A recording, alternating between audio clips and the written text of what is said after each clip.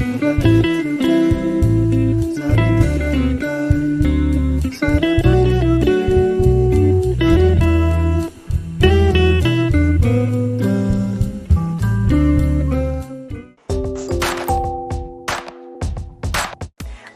si celebra San Lorenzo. Il nome Lorenzo viene dal latino Laurentius, abitante di Laurento, antica città del Lazio.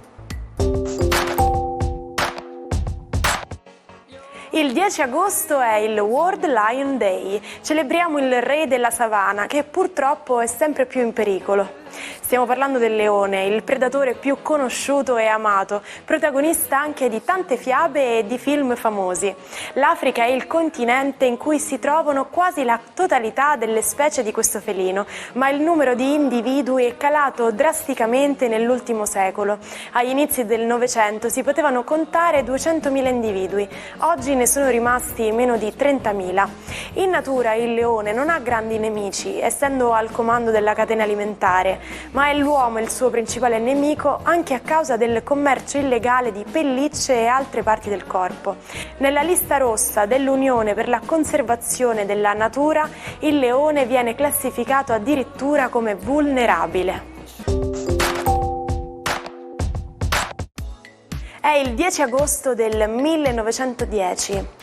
Nel Duomo di Benevento viene ordinato sacerdote Francesco Forgione, il giovane Fra Pio, originario di Pietralcina. Non ha ancora 24 anni, ma il vescovo decide di fare un'eccezione. Dopo 4 giorni celebra la prima messa. Il trasferimento al convento di Santa Maria delle Grazie a San Giovanni Rotondo nel 1916 segna l'inizio della sua parabola spirituale culminata nella canonizzazione nel 2002 da parte di Papa Giovanni Paolo II. Vi svelo una curiosità legata al santo di oggi, Lorenzo, e a quella che è nota come la notte delle stelle, legata proprio al suo nome.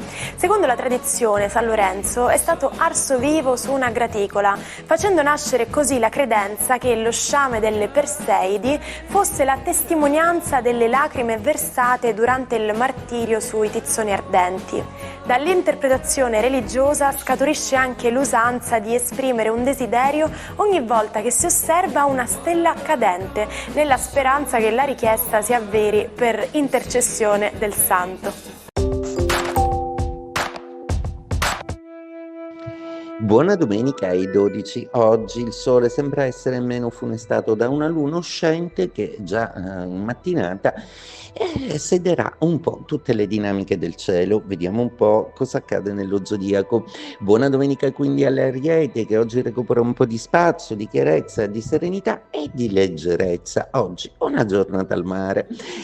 Toro, per voi la giornata è decisamente più leggera, proprio perché la luna smette di darvi ansia e anzi vi fa vedere degli amici che non vedevate da tempo. Oggi la vostra tavola è aperta a tutti e proverete comunque a riunire un po' di persone a cui volete bene. Gemelli, per voi non è un problema essere al centro della scena, ma questa domenica volete invece lasciare tutto un po' al caso, senza fare programmi e senza troppo condizionare la vostra giornata. Niente agenda, ma solo un flusso continuo di cose e di persone che vi divertiranno non poco. Cancro, la vostra giornata sembra segnata da una serie di voglie, di dialoghi che abbiano a che fare con un po' il ricompattamento della coppia. Oggi riuscirete sicuramente a sentirvi più vicini al partner e soprattutto a fare una chiamata che chiarisca un po' tutta una serie di condizioni intorno a voi. Leone, tra Mercurio e Sole che finalmente non vengono più funestati dalla Luna, la situazione si placa un po'. Mercurio ancora non è troppo convinto nei vostri gradi, data l'opposizione di Plutone, che tutto sia a posto, ma sono solo pensieri di fuga. Oggi datevi piuttosto alla più genuina solarità che esige da voi nel giorno dedicato proprio al Sole, il vostro astro che è nei vostri gradi, una perfetta luminosità e passionalità. Vergine, la vostra giornata oggi è caratterizzata dall'ingresso della Luna in opposizione, quindi oggi un calo d'umore, voglia di stare in famiglia, voglia di dormire, di riposare, di rilassarsi o di essere cullati tra le onde, quindi assecondate questo vostro desiderio senza troppo pensare, estraniatevi un po'. Bilancia, Marte è ancora un po' pungolante nei vostri gradi, ma i poderosi trigoni di Plutone e di Urano tendono comunque anche in questa domenica a captare tutto quanto è alla vostra portata per partorire appunto quel progetto di rivalsa che avete nei confronti delle vostre vite, e ci riuscirete come? Proprio oggi un'idea geniale vi verrà in soccorso. Scorpione, per voi la giornata è caratterizzata da un Plutone che ancora con Mercurio impedisce una corretta comunicazione. Stateci un po', vedrete che comunque in serata ci sarà una sorpresa, proprio perché incontrerete la persona che vi piace. Quella comunicazione che aspettavate sarà molto meno formale di come non l'avete immaginata. Sagittario, per voi la Luna oggi entra in quadratura, per cui vi si raccomanda il riposo, vi si raccomanda comunque di essere un pochino più calmi, proprio perché avete dato tanto, vi esprimete di più, e adesso questa domenica, riposate un po'. Capricorno, una luna oggi di sestile, una luna che sistema un po' il vostro umore, una luna che vi fa pensare che in fondo tutto è risolvibile a tempo e luogo, quindi ora rilassatevi e fate di tutto per gestire al meglio le esigenze del vostro cuore.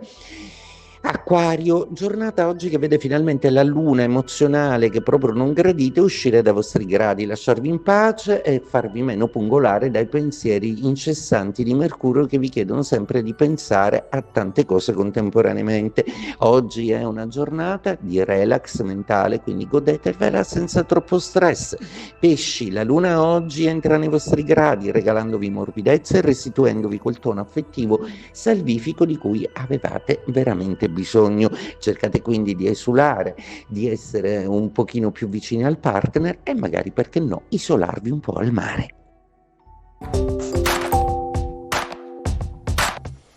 Ore di fila per ammirare alcuni dei più grandi capolavori dell'arte, come Amore Psiche di Canova o L'inestimabile Gioconda di Leonardo.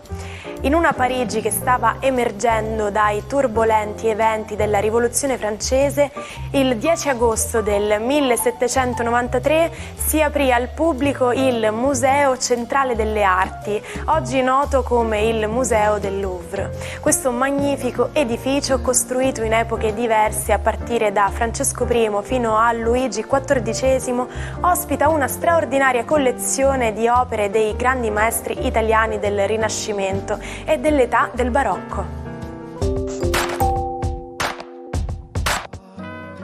Avete mai sentito il famoso detto "You can't have your cake and eat it too", che in italiano potremmo tradurre con "non si può avere la botte piena e la moglie ubriaca"? Il suo significato è chiaro. Nella vita dobbiamo fare delle scelte, non è possibile ottenere tutto senza rinunciare a qualcosa. Il matto di oggi è Mikhail Zoshenko, un giovane soldato che si ammalò rimanendo intossicato dai gas durante la Grande Guerra.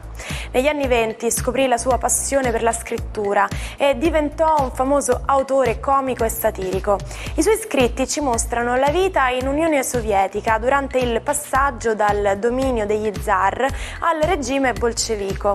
Leggendoli ci si diverte molto in un periodo in cui il solo fatto di ridere è considerato sospetto, ma nel 1943 Zoshenko fu considerato un calunniatore e fu espulso dall'Unione degli Scrittori.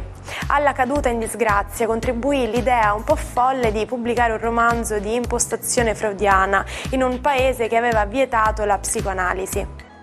Zoshenko visse in povertà, facendo lavori occasionali, fino a una parziale riabilitazione al tempo di Khrushchev. Ci salutiamo con la frase del giorno. Il primo bene di un popolo è la sua dignità. Quindi portiamo avanti il nostro primo bene, sempre a testa alta, e non dimenticate di esprimere un desiderio stanotte. Io vi aspetto sempre qui con l'Almanacco. Buona giornata!